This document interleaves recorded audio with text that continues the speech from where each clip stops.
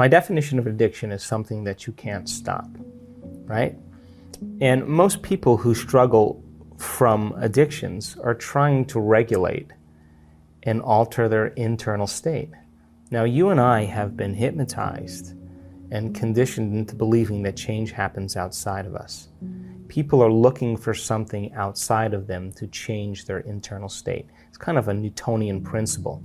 You wait for your wealth to come to feel abundant. You wait for your healing to occur to feel wholeness.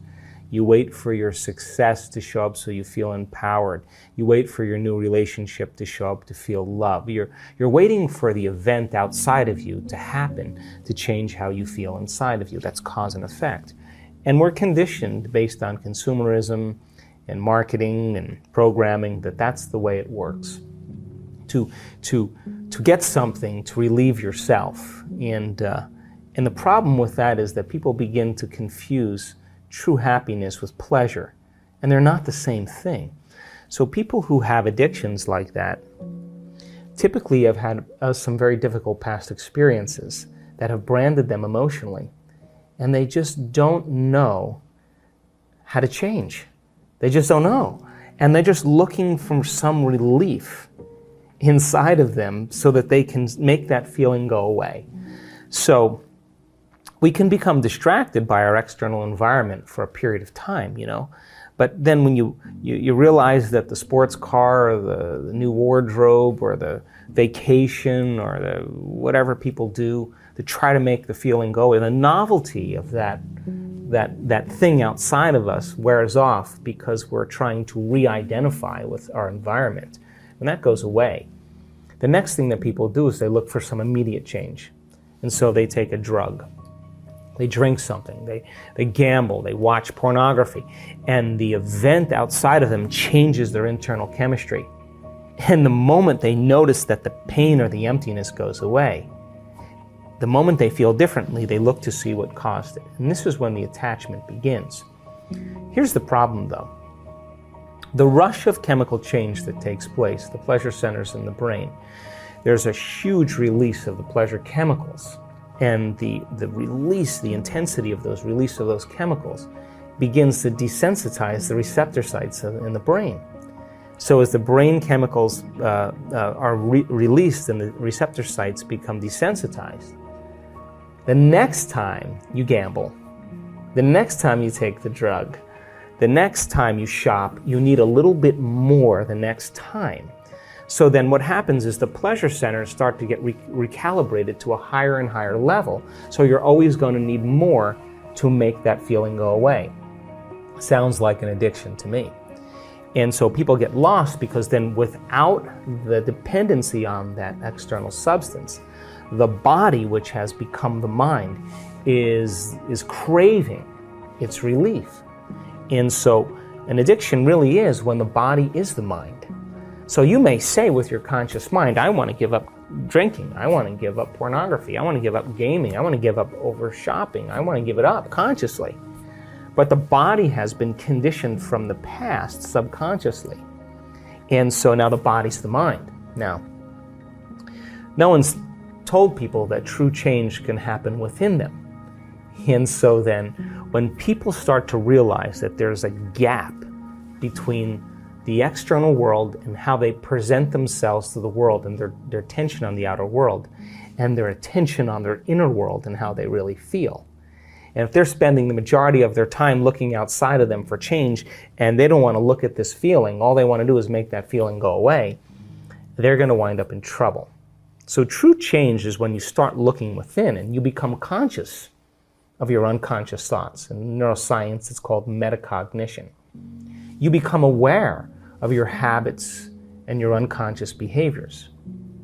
And you look at those emotions that are connected to past experiences and allow yourself to observe them. So then think about this. If 95% of who we are by the time we're 35 years old are those programmed states, the moment you're observing how you think, how you act, and how you feel, it means you're no longer the program.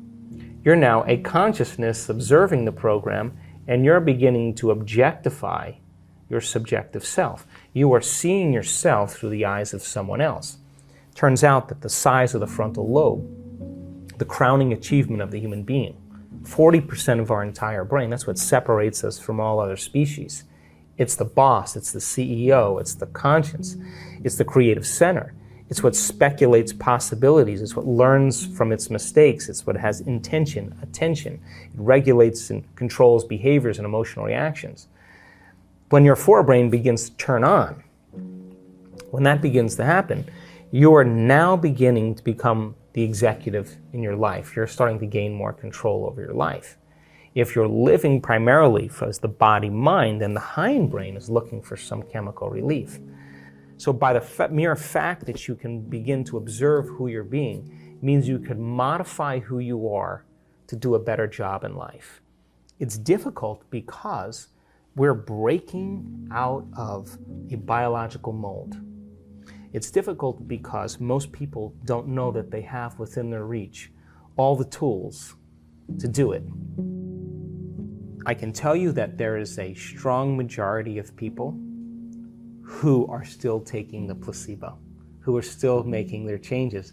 Because we know that, like in a Parkinson's study, you give Parkinson's patients a placebo and more than 50% of them, their intention tremors go away. But if you take those people after they're making 200 times the amount of dopamine by getting a saline injection or an injection of distilled water, they're making their own dopamine. And Parkinson's is a deficiency in dopamine.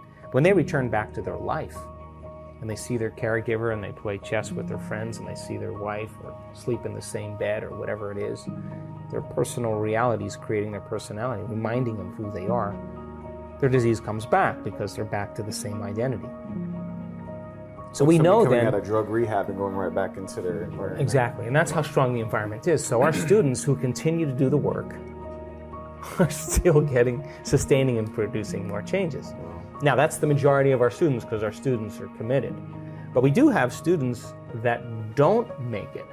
Why? Because we're doing something that is unknown. We're doing something. Not everybody is going to make that. Like, not everybody's going to finish the mile. Not everybody's going to make the journey to the top of the mountain. You know, it's a journey. And so we ask people then, the ones that have had chronic diseases or conditions.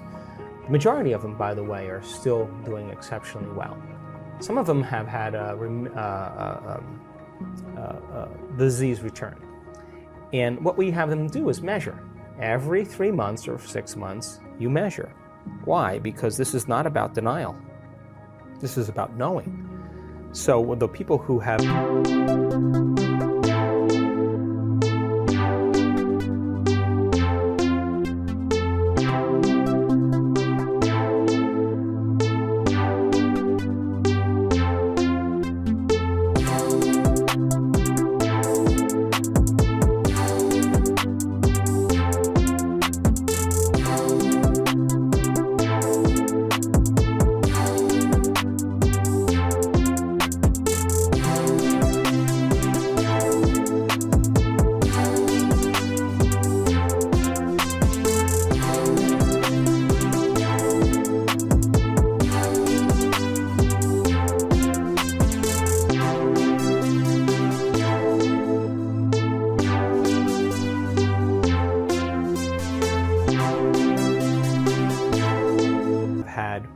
some conditions return, we ask them to measure, and then we ask them to go at it again. And if their values aren't changing, we ask them to intervene with other medical means or whatever they need to improve. So the ones that have had the healings, though, the majority of them are still doing exceptionally well. Some of them that stop taking the placebo or they lose their job, they lose their mother, they lose their life, and they get stressed, and they go back to their old self. Well, it's a matter of time when we're going to start seeing some of those conditions return.